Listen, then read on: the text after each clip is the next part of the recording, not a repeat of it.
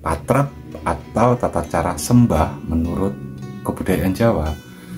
Jadi cara sembah menurut budaya Jawa itu beraneka macam, tergantung dari sumber yang mau kita dapat itu dari sumber yang mana. Ada yang bersumber dari tulisan dari Sultan Agung Mataram di kitab Kekiyasaning Pangrajutan. Di sana dijelaskan tentang tata cara sembah. Jadi Sultan Agung Mataram mendefinisikan sembah itu 4 macam. Ada yang namanya sembah raga, sembah cipta, sembah sukma, dan sembah rasa. Itu macam-macam dan ada teknik-tekniknya tersendiri, termasuk di dalamnya ada sebuah rangkaian atau tata cara atapa, meditasi, tapa berata atau yoga yang dibahasakan dengan bahasa sekarang ya. Nah, yang menarik dari buku kitab Kekiyasaning Pangrajutan ini ada satu kalimat dari Sultan Agung Mataram yang sangat populer hingga sekarang, yaitu nutupi babahan Hawa Songo. Orang Jawa modern di saat sekarang memaknai kata-kata dari Sultan Agung Mataram itu dengan kata-kata yang filosofis, kata-kata filsafat, karena nggak mungkin kita menutup ke-9 lubang, yaitu kedua mata, kedua lubang hidung, mulut, telinga, lubang kelamin, dan lubang pembuangan. Kalau kita menutup lubang hidung dan lubang mulut saja, pasti kita akan mati dong. Nah, makanya orang-orang Jawa modern ini mengartikan bahwa kata-kata tersebut adalah kata-kata filsafat, padahal itu adalah kata-kata yang merupakan perintah atau tata caranya seperti apa, itu dijelaskan di bukunya. Jadi kalau saya baca secara komplit, kata-kata tersebut adalah wiwit asidakep suku tunggal anutupi babahan Hawa Songo, drijining asta padha antuk ing selaning driji kaya angapurancang, jempol diadu pada jempol banjur tumumpang ing dodo, dibener sisipatane lawan tengahing dodo, salonjoring sikil awi jempol sikil katemokake pada jempol sikil dipapak, polok katemokake pada polok digathuk, dengkul katemokake pada dengkul dirapet, pelanangan saperandungane sinipat karo jempol sikil ojo nganti katindian. Jadi itu caranya. Jadi namanya aja patiraga teknik ini. Jadi benar-benar mata menutup, tangan ngapurancang seperti ini di depan dada, di atas dada, ditumpangkan di dada.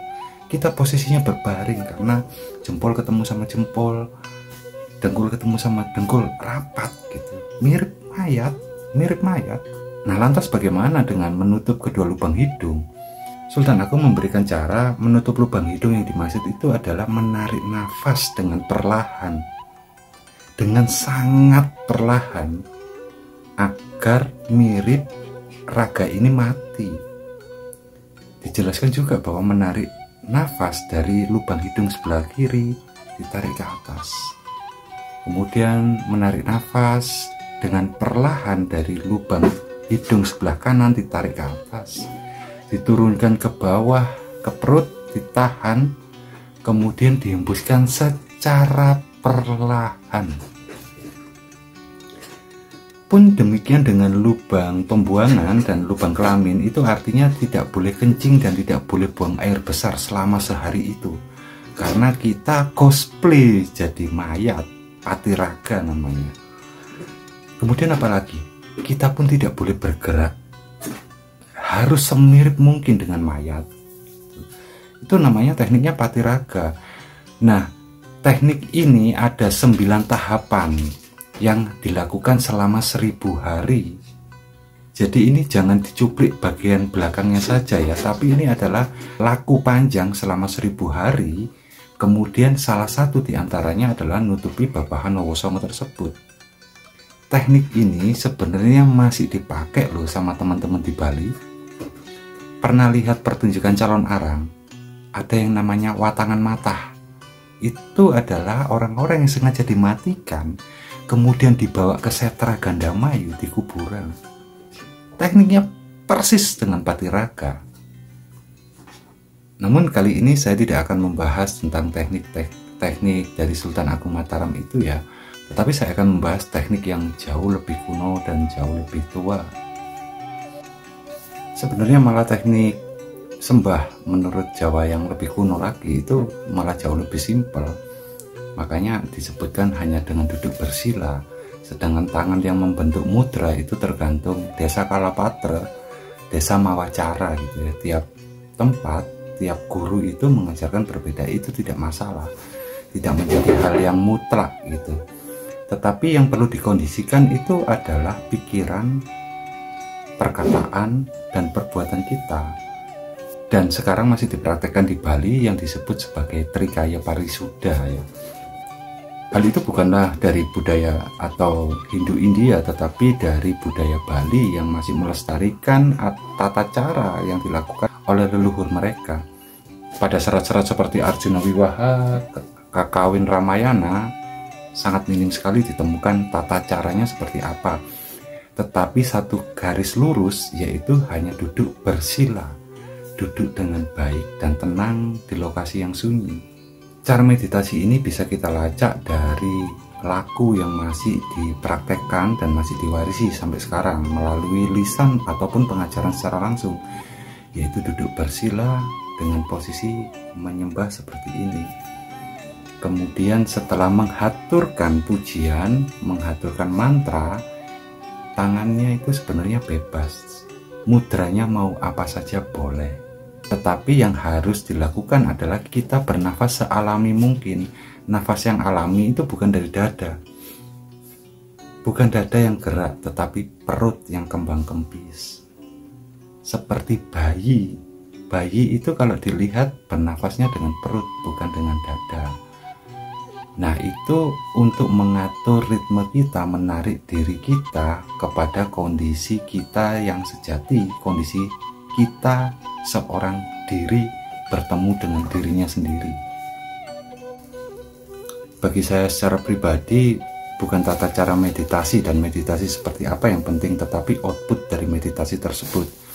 Output dari meditasi tersebut haruslah mencerminkan hasilnya, yaitu manacika parisuddha, pikiran yang baik, wacika parisuddha, yaitu perkataan yang baik, dan kayika parisuddha, yaitu perbuatan yang baik.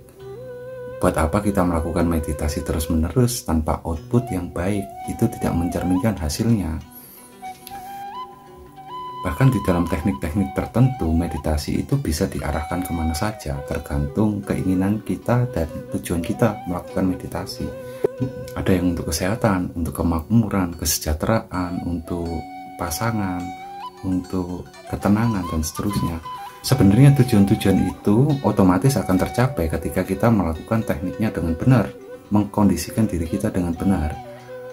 Alih-alih daripada menggunakan nutupi babahan Hawa Sanga, saya memilih melakukan nutupi babahan Nawasanga, yang artinya menutup 9 penjuru. Jadi kita memagar diri kita agar kita bertemu dengan diri kita yang sejati. Nawasangha itu seperti Dewata Nawasangha ya. Nawa itu artinya 9, sangha itu penjuru. Seperti nawacita, yaitu 9 cita-cita ya. Oleh Bung Karno kan seperti itu ya. Nah, bagaimana kita mengkondisikan diri kita terisolir dari pengaruh-pengaruh luar. Pengaruh luar itu bisa juga sumbernya dari dalam diri, yaitu pikiran kita. Kita ingin seperti ini, kita ingin seperti itu, kita ingin kaya, kita ingin sejahtera, makmur, mendapat pasangan yang baik, kehidupan yang layak, dan seterusnya. Kita mengeliminir, menutup itu semua. Kita melepaskan keduniawian itu, 9 penjuru yang masuk ke dalam diri kita. Bahkan diri kita sendiri pun diusahakan itu tiada. Yang ada adalah jiwa kita, bahwa kita itu kelihatan saat ini, kita bisa sama-sama saling melihat hanya karena raga saja sebenarnya. Tapi raga ini bukanlah aku yang sejati. Jiwa itu adalah aku yang sejati. Nah, bagaimana cara menemukannya? Ya, kita mengeliminir semua hal selain jiwa itu sendiri.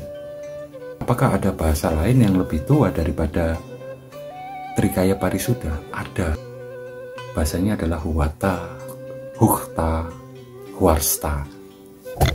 Dan kemungkinan besar saya hanya akan membahasnya di offline ya, karena saya khawatir sih hal ini akan disalahgunakan dan kemudian dengan melimpahnya data ini jadi diorat-arit gitu ya, jadi diacak-acak seenaknya. Makanya lebih baik saya membahasnya di offline saja, kita bertemu dengan enak dan ngobrolin apa yang harus dilakukan, dan bagaimana mengarahkan energi frekuensi vibrasi kita kepada sumbernya secara langsung. Yang berikutnya adalah mantra, doa, mel, dan seterusnya. Itu monggo silakan disebut kata-kata yang baik, yang terang kayak di dalam doa, mantra, atau mel, atau apapun sebutannya. Apakah itu yang seringkali menjadi kenyataan, seperti orang-orang yang bilang untuk membayangkan dahulu hal-hal itu. Tetapi jika saya ditanya apakah meditasi bisa membuat kamu kaya raya, saya jawab tidak. Yang membuat kaya raya itu karena kita bekerja. Namun dengan melakukan meditasi yang rutin dan benar, itu kita serasa diberikan insight-insight baru, pikiran-pikiran yang jernih dalam melihat sebuah masalah, pikiran-pikiran yang baik, perkataan yang baik, perbuatan yang baik, itu akan meng-create sebuah karma. Dunia ini bekerja dengan sebab akibat, karma pala itu berjalan. Apakah seseorang yang melakukan perbuatan baik itu akan selalu berujung baik? Tentu saja tidak. Fungsi inilah yang harus kita kenali, karena kebanyakan orang baik itu memang orang-orang yang memberikan manfaat untuk orang lain, ya. Jadi jangan marah jika dimanfaatkan oleh orang lain. Nah, kadar kebaikan yang seberapa itu yang harus kita bisa atur dengan pikiran yang jernih itu. Jadi kita tidak tergantung kepada imajinasi, sugesti, dan seterusnya, tetapi kita memanfaatkan kecerdasan semesta yang sudah terinstal secara alamiah di dalam diri kita untuk kita lebih boosting lagi, karena kita mampu mengaksesnya setiap hari. Jadi cara-cara sembah orang Jawa masa lampau, salah satunya teknik meditasi tersebut, sekarang itu hampir punah. Makanya kita tidak lagi mendengar kejayaan-kejayaan Imperium Jawa atau kerajaan-kerajaan Jawa. Yang ada adalah raja-raja kecil yang korup. Kita tidak pernah mendengar kebesaran seorang raja setelah Majapahit runtuh, karena kita kehilangan caranya seperti apa di dalam mensyukuri, di dalam sembah, dan di dalam mengakses diri kita sendiri. Rahayu.